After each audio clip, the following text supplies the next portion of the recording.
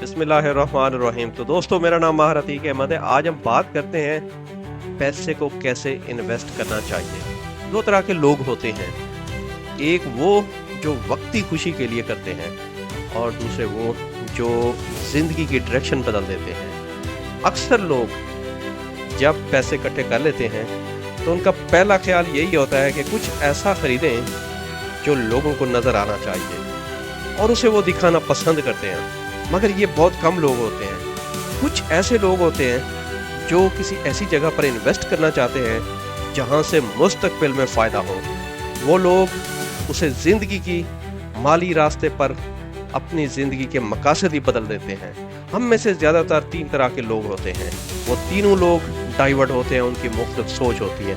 Number 1, जो जज्बाती फैसले करते हैं। कुछ पैसे ऐसे आते हैं और जैसे ही आते हैं वो फ़ौरन खर्च कर लेते हैं, कभी शादी पर, कभी कपड़ों में और कभी बिला वजह सैर व तफरी पर। इनका पहला आइडिया यही होता है कि जो दिल चाहे उसे कर लिया जाए। लेकिन मसला यही होता है कि दिल तो हरगिज़ कुछ ना कुछ नया चाहता है, मगर जेब रोज़ाना इजाज़त नहीं देती। यही वजह है कि उनके पैसे बहुत जल्द ख़त्म हो जाते हैं, मगर मसाइल कभी ख़त्म नहीं होते। नंबर 2, वो लोग जो मिडिल क्लास से ताल्लुक़ रखते हैं।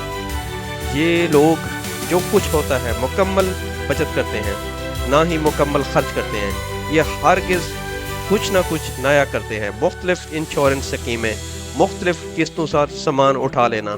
नंबर 3, अरबपति जो अपने शौक़ के लिए करता है कोई नया शौक़, हत्ता कि उसके पास पैसों की कोई वाज़ेह डायरेक्शन नहीं होती।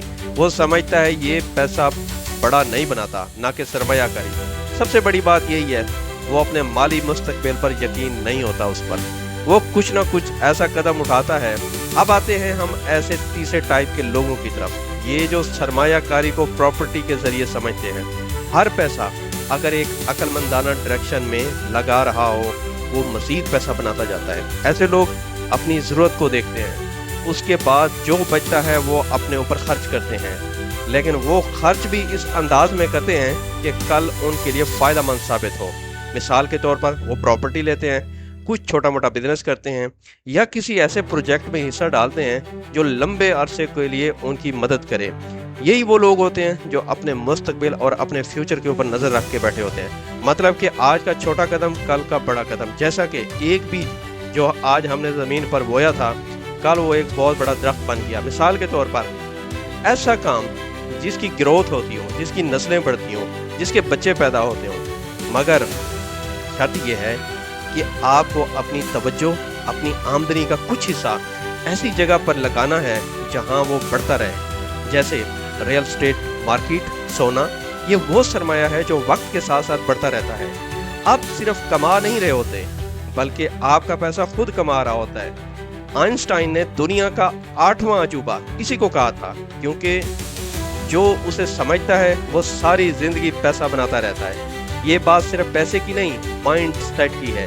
मेरी जान, अगर माइंड सेट बदलना चाहते हैं तो आपकी सोच आपको बदलनी होगी।